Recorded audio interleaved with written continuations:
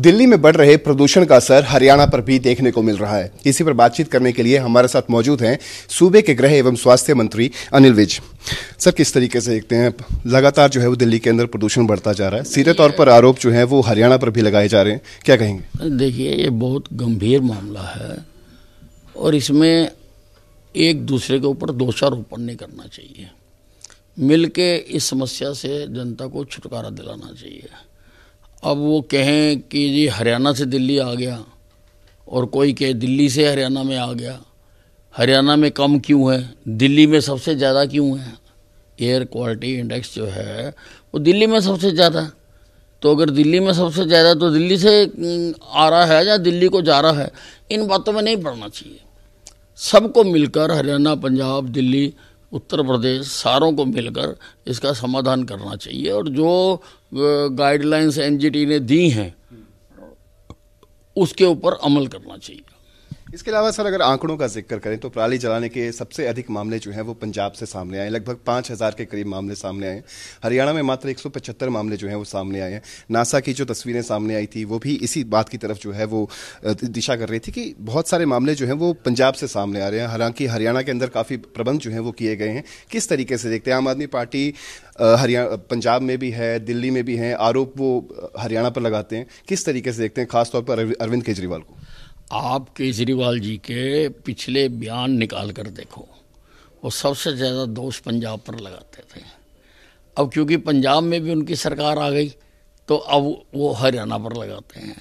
क्योंकि कलाबाजी करना ये तो आप पार्टी का कल्चर है कि जैसे वक्त हो वैसी कलाबाजी कर दो। पर मैं कहता हूँ कि इन चीज़ों में मत पड़िए, मिलजुल कर इसका समाधान करिए और लोगों को रिलीफ दिलाएं। आपने सर कलाबाजी का जिक्र किया है, लेकिन जिस तरीके से एसवाईएल के ऊपर जो है वो पंजाब में ओपन डिबेट की जाती है, सुप्रीम कोर्ट में ये मामला है, उसके बावजूद एक ओपन डिबेट जो है वो की जाती है और ये कहा जाता है कि एक बूंद भी पानी हरियाणा को देने के लिए हमारे पास नहीं है। किस तरीके से देखते हैं, क्या मंशा है मौजूदा समय में, क्या दिखता हुआ नजर आ रहा है? देखिए, ये जो सरकारों के स्तर की बात थी वो लेवल ख़त्म हो चुका हुआ। हम एक प्रजातांत्रिक व्यवस्था में रह रहे हैं, यहाँ पर संस्थाएं हैं, उनका सम्मान किया जाता है। अब मामला सुप्रीम कोर्ट में, माननीय उच्चतम न्यायालय में है। जब आपसी बातचीत से, डिबेट से कोई मसला हल नहीं होता तभी न्यायालय में जाया जाता है। तो न्यायालय की सीढ़ियाँ चढ़ते चढ़ते अब उच्चतम न्यायालय में है और न्यायालय के आदेश बिल्कुल साफ हैं और जो न्यायालय आदेश देगा उसके मुताबिक सबको उसको मानना चाहिए, उसको ऊपर अमल करना चाहिए। एक अंतिम सवाल सर, आपने देखा होगा कि हाल ही के दिनों के अंदर नेता प्रतिपक्ष भूपेंद्र सिंह हुड्डा द्वारा जो है 4 डिप्टी सीएम के बयान जो थे वो दिए गए, जिसमें सभी जातियों को भेजने की कोशिश की गई। उसके बाद अब इसी खेल में जो है वो इनेलो भी कूद चुकी है। इनेलो द्वारा 2 डिप्टी सीएम बनाने की जो है वो घोषणा की गई है, एक एससी वर्ग से, एक ओबीसी वर्ग से। किस तरीके से देखते हैं खासतौर पर इनेलो और कांग्रेस को जातिगत राजनीति करते हुए?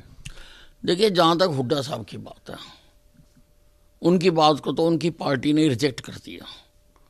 उनकी प्रदेश कुमारी शैलजा का बयान आ गया था कि हमारी पार्टी में ऐसा कोई निर्णय नहीं हुआ।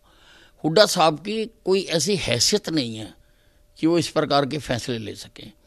वो केवल खिलवाड़ कर रहे हैं और लोगों की भावनाओं से खेल रहे हैं, उसके अलावा कुछ नहीं है। इनेलो को क्या कहेंगे सर? वो भी लगातार दावे कर रहे हैं कि 2 डिप्टी सीएम बनाएंगे, हम सरकार में आएंगे। 11 सरपंचों को जो है वो माफ कीजिएगा, सरपंचों को जो है वो 11 सीटों पर चुनाव लड़वाने की बात कही जा रही है। ना नोमन तेल होगा, ना राधा नाचेगी। राधा का डांस तो होना ही नहीं, सबको पता है। बहुत बहुत शुक्रिया। तो ये थे हमारे साथ सूबे के गृह एवं स्वास्थ्य मंत्री अनिल विज, जिनका साफ तौर पे कहना है कि प्रदूषण को लेकर एक दूसरे पर आरोप प्रत्यारोप लगाने के बजाय इसके समाधान की तरफ जो है वो तलाश करनी चाहिए। चंडीगढ़ से कैमरा पर्सन रिंकू मेहरा के साथ रवि चंदेल, सूर्य समाचार।